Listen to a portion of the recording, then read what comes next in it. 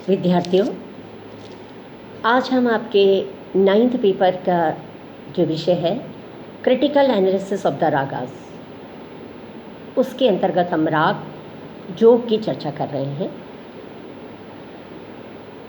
राग जोग, जैसा कि आप जानते हैं कि आज वर्तमान समय में बहुत ही प्रसिद्ध बहुत ही लोकप्रिय राग है। गायक भी वादक भी समान रूप से इस राग को गाते बजाते देखे जा सकते हैं। इस थाट का पहले हम परिचय प्राप्त करें कि इसको खमास थाट के अंतर्गत माना जाता है।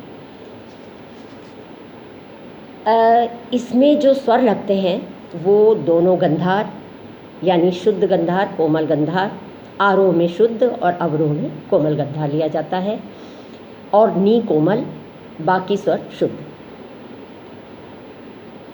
इसमें जो वर्जित स्वर है वो है रे और ध, इसलिए इसकी जाति ऑडव मानी जाती है।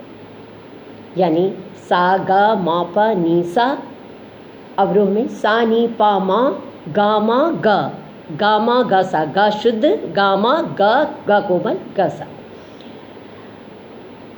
गायन वादन समय इसका है रात्रि का दूसरा प्रहर। वादी स्वर इसमें पंचम और संवादी स्वर षड्ज को मानते हैं।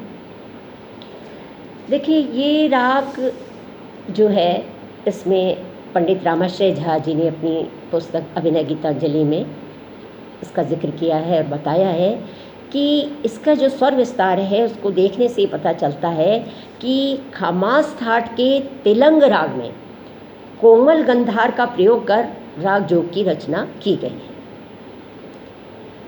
है। चूँकि इसमें दोनों गंधार लगते हैं इसलिए इसको खमास थाट का नहीं माना जा सकता, परंतु इसको फिर भी खमास थाट का मानते हैं। उसका कारण ये है कि इसका जो आधार है इस राग की रचना का वो है राग तिलंग, और तिलंग चूँकि खमास थाट का राग है इसलिए इसको भी खमास थाट का माना जाता है। इस राग के निषाद के संबंध में भी थोड़ी विद्वानों में मतभेद है। कुछ गुणीजन जो हैं इसमें दोनों निषाद का प्रयोग करते हैं, यानी कोमल और शुद्ध दोनों, लेकिन अधिकांश जो विद्वान हैं वो केवल कोमल निषाद का प्रयोग करते देखे जाते हैं। तो इस राग का जो संप्रकृतिक राग है वो तिलंग है, पर चूँकि तिलंग में शुद्ध गंधार का प्रयोग होता है खाली, इसलिए उससे ये स्पष्ट अलग अंतर इसका नज़र आता है।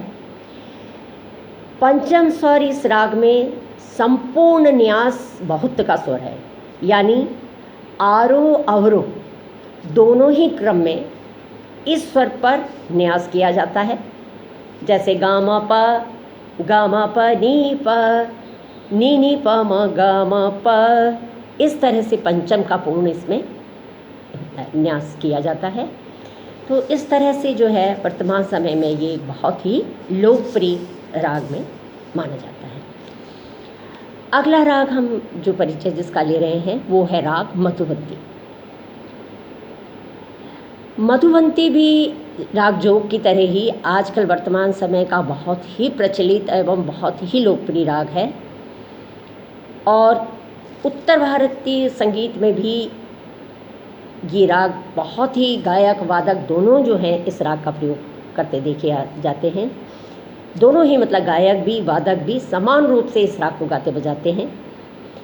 तो इसके थाट के संदर्भ में भी यही बात लागू होती है। जैसे राग जोग को हम उत्तर भारतीय के जो 10 थाटों के अंतर्गत उसमें नहीं देते स्थान, उसी तरह से मधुवंती जो है वो भी हमारे उत्तर भारत के जो 10 थाटों के अंतर्गत किसी भी थाट के अंतर्गत वो नहीं आता, परंतु इसका चलन जो है वो राग मुल्तानी की तरह जाता है।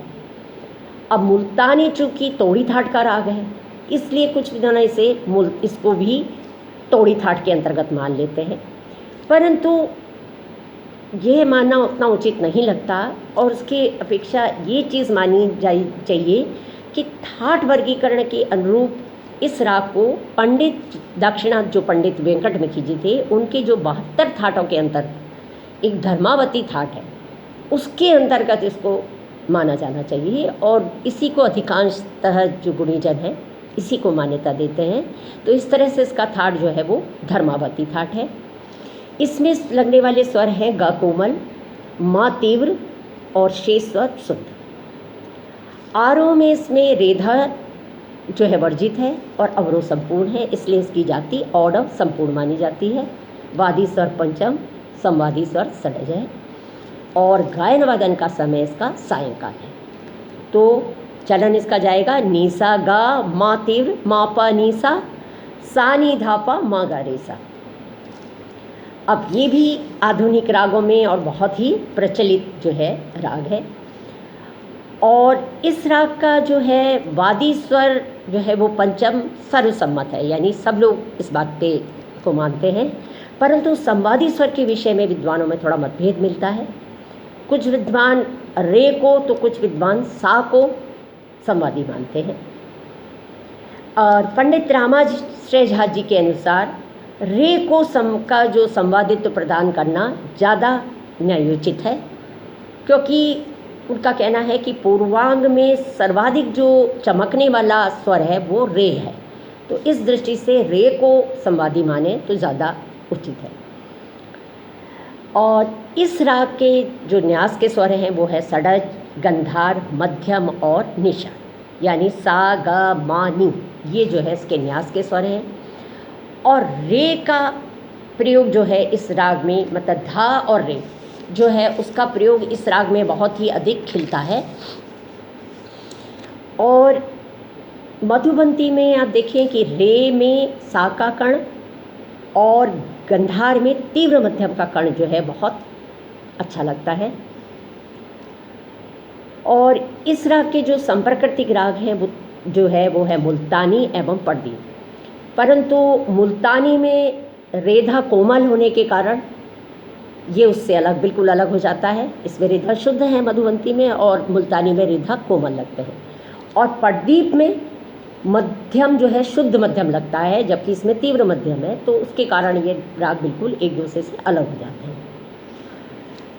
और मधुबंती राग के आप उठाव में आप देखिएगा नीसा ग रे सा, इस राग में नीसा ग रे पे सा का कर्ण है और रेसा, इस तरह से जब स्वर संगति ली जाती है तो यहाँ पर बहुत ध्यान रखा जाता है कि गंधार स्वर बहुत अधिक दीर्घ ना हो, क्योंकि यदि गंधार को थोड़ा भी ज़्यादा दीर्घ करेंगे तो राग पीलू की छाया आने की संभावना रहती है।